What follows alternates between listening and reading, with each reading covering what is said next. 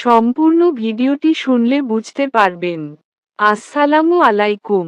আমাদের মধ্যে স্বাভাবিক একটি প্রশ্ন আসে, রমজান মাসে যদি শয়তান বন্দী থাকে তো রমজানে শয়তানি করে কারা? শয়তান তো সব বন্দী রমজান মাসে। রমজানে কি চুরি, ডাকাতি, সুদ, ঘুষ, মদ বন্ধ হয়? উত্তর আসবে না। উত্তর দুই ভাবে দেওয়া যায়, একটি তাত্ত্বিক এবং আরেকটি যৌক্তিক। যৌক্তিক উত্তর হল, আপনি যদি লোহা বা পিতলের কোনো বাটিকে 11 ঘন্টা আগুনে তাপ দেন, তারপর আগুন বন্ধ করে দিলেও 1 ঘন্টা তাপ থাকবে। বছরে যারা শয়তানের খেলনায় পরিণত হয়েছে, 1 মাস শয়তান বন্দী থাকলেও শয়তানের তাপ 1 মাস চলে যায়। তাত্ত্বিক উত্তর হল, মানুষের নফস হচ্ছে 3 প্রকার। 1 নফসে আম্মারা, 2 নফসে লাওয়ামা, 3 নফসে মুতমাইন্না। 1 নফসে আম্মারা, এ নফস মন্দ কাজ, গুনাহ ও খারাপ প্রবৃত্তির দিকে প্ররোচিত করে। কুরআনের আয়াত, সূরা ইউসুফ 53। অর্থ, নিশ্চয়ই নফস মন্দ কাজের প্রতি আদেশ দিয়ে থাকে, যদি না আমার রব রহম করেন। এটি সবচেয়ে নিম্ন স্তরের নফস।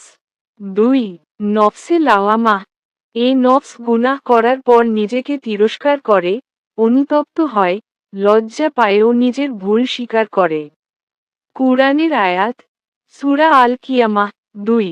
অর্থ, আমি কসম করছি সেই নফসের, যা নিজেকে তিরস্কার করে। এটি মাঝামাঝি স্তর, মুমিনের নফসের সাধারণ অবস্থা।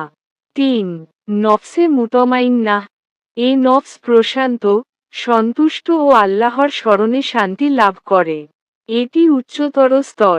কুরআনের আয়াত, সূরা আল ফাজর 27-28।